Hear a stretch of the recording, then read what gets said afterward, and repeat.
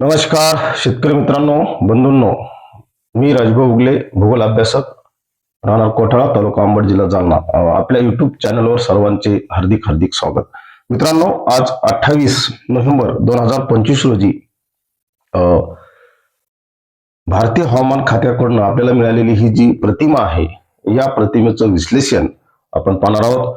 भारताच्या आजूबाजूला एक नाही तर दोन दोन चक्रीवादळ बनलेले आहेत. मित्रांनो, पाठीमागे आपण अंदाज व्यक्त केला होता की बंगालच्या उपसागरामध्ये पुन्हा चक्रीवादळ, तर त्या पद्धतीने दोन चक्रीवादळ, एक नाही तर दोन चक्रीवादळ तयार झालेले आहेत. या दोन्ही चक्रीवादळाचा महाराष्ट्रावर कशा पद्धतीने इफेक्ट होईल, हे आपण आजच्या व्हिडिओमध्ये पाहणार आहोत. विशेष करून कारण निश्चितच बंगालच्या उपसागरातील सिस्टीमचा परिणाम हा महाराष्ट्रावर होतच असतो. मित्रांनो, या ठिकाणी मलक्का सामुद्रधुनीमध्ये मलेशियाजवळ एक लो प्रेशर सिस्टीम म्हणून त्याचं चक्रीवादळ रूपांतर बनलेलं आहे सिनियर नावाचं.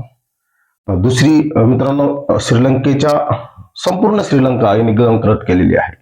आपण काल परवा सांगितलं होतं की एक नाही तीन तीन अजगर इंडो पॅसिफिक महासागरात सक्रिय आहेत. मित्रांनो, हे एक चक्रीवादळ इथे या ठिकाणी बनलेलं आहे. दिटवाज नावाचं. या चक्रीवादळाचा इफेक्ट हा राज्यावर जास्त होणार आहे. कशा पद्धतीने होणार आहे तर मित्रांनो, राज्यावर या कालखंडात ढगाळ वातावरण राहून मोठ्या प्रमाणावर थंडीत घट होईल, हा एक अंदाज झाला.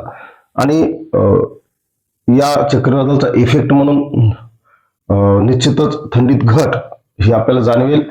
आणि राज्याच्या अति दक्षिणेकडे सोलापूर जिल्हा असेल, अगदी लातूर असेल, कारण कर्नाटकला लागून असणारा जो भाग आहे, या भागात हलक्या पावसाची शक्यता तयार होत आहे.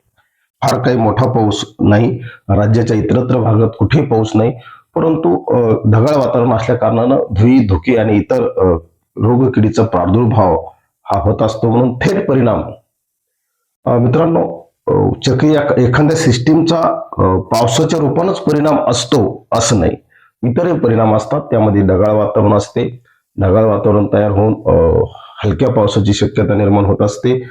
त्यानंतर दुसरा, थंडीमध्ये या कालखंडात घट होत असते, तापमान वाढत असतं.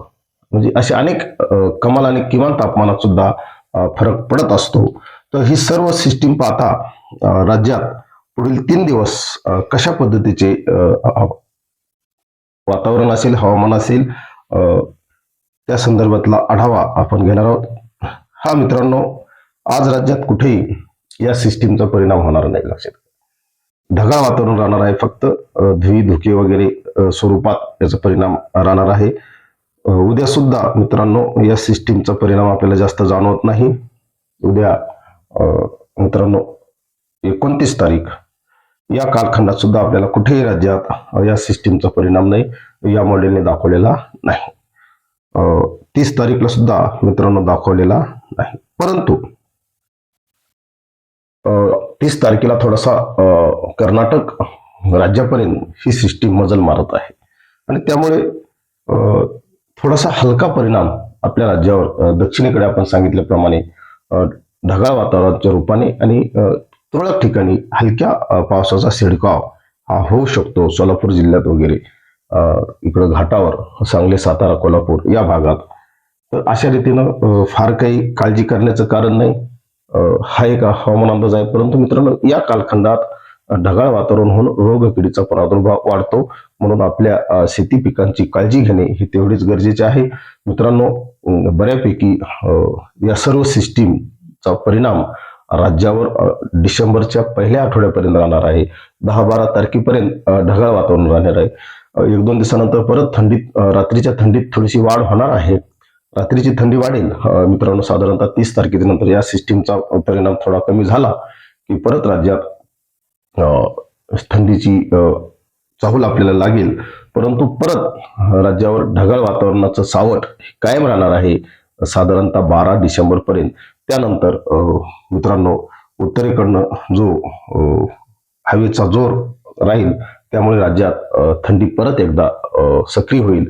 आपण पूर्वीच अंदाज केलेला आहे की चांगल्या थंडीसाठी, तीव्र थंडीसाठी आपल्याला डिसेंबर पर्यंत वाट पाहावी लागेल. आणि मित्रांनो, या अंदाजाच्या आपण अधिक जवळ जात आहोत. एवढंच या निमित्ताने. धन्यवाद.